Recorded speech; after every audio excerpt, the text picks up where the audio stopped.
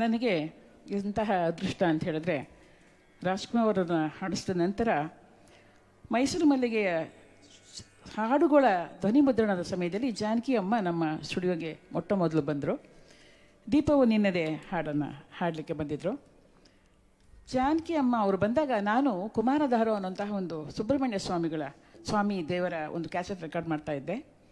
ಅದರಲ್ಲಿ ಒಂದು ಗಣಪತಿಯ ಹಾಡನ್ನು ಹಾಕಿ ನಾನು ರೆಕಾರ್ಡ್ ಮಾಡ್ತಾಯಿದ್ದೆ, ಬಲು ಸಡಗರದಿಂದ ಬಂದ ಅಂತ. ಅದನ್ನು ಕೇಳಿ ತುಂಬ ಇಷ್ಟಪಟ್ಟರು.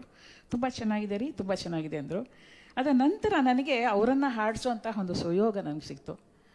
ನಾನು ಯಾರ್ಯಾರನ್ನ ಹಾಡಿಸಿದ್ದೀನೋ ಅಂಥ ಮಹಾನ್ ಕಲಾವಿದರು ಅವರಲ್ಲಿರುವಂತಹ ಅನೇಕ ಗುಣಗಳನ್ನು ಹಾಗೆ ನಾನು ಕಲ್ತ್ಕೊಂಡು ನಾನು ಒಂದೊಂದೇ ಹೆಜ್ಜೆ ನನ್ನ ಸಂಗೀತದ ಯಾನದಲ್ಲಿ ಪ್ರಯಾಣ ಮಾಡ್ತಾ ಬಂದಿದ್ದೀನಿ. ಅಂತಹ ಮಹಾನ್ ಗಾಯಕಿ ಜಾನಕಿ ಅಮ್ಮ ಅವರ ಧ್ವನಿಯಲ್ಲಿ ನಾನು ನೂರಾರು ಹಾಡುಗಳನ್ನ ಹಾಡಿಸಿದ್ದೀನಿ. ಈಗ ಅವರೇ ಹಾಡಿದಂತಹ ದುರ್ಗಾ ಬಂದಳು ನೋಡಿ ಅನ್ನುವಂತಹ ಒಂದು ಪ್ರಸಿದ್ಧವಾದಂತಹ ಒಂದು ಕ್ಯಾಸೆಟ್ನ ಒಂದು ಹಾಡು.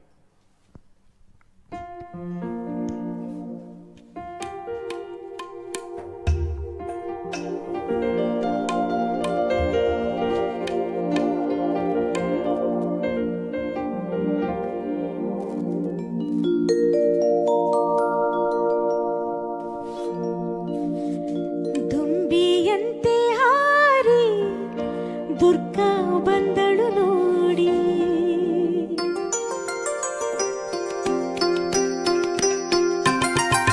ದುಂಬಿಯಂತೆ ಹಾರಿ ದುರ್ಗಾ ಬಂದಳು ನೋಡಿ, ದುಂಬಿಯಂತೆ ಹಾರಿ ದುರ್ಗಾ ಬಂದಳು ನೋಡಿ.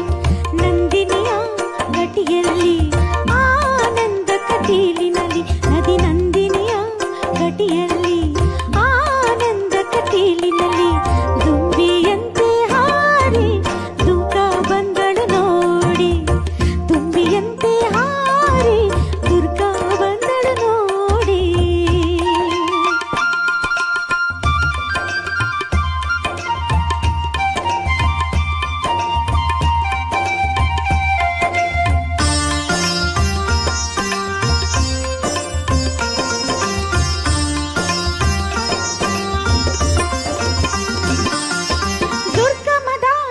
ಮನಕ್ಕೆ ದುರ್ಗೆ ಬಂದಳು ಅವತರಿಸಿ, ಕಲಕಲನಾದದಿ ದಳದಳ ಹರಿಯುವ ಜಲದಲ್ಲಿ ನೆಲೆಸಿ ಭ್ರಮರಾಂಬೆ.